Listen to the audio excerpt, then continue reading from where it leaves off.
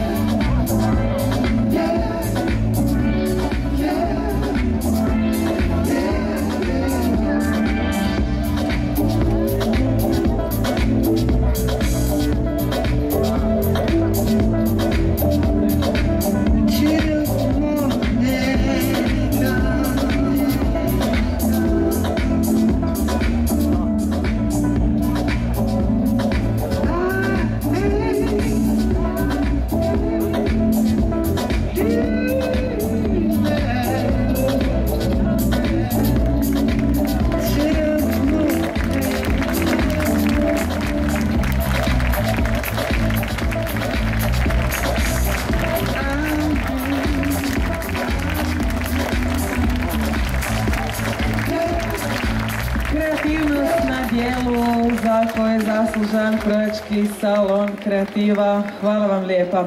Hajmo još jedan put zapljeska da ne bude tako gluha pozornica, da imamo nekih lijepih zvukova. Hvala. Avete pensato al paio di jeans in armadio? Ora potete fare una gonna, una camicia, ormai avete visto la creatività allo stato puro. Tako je.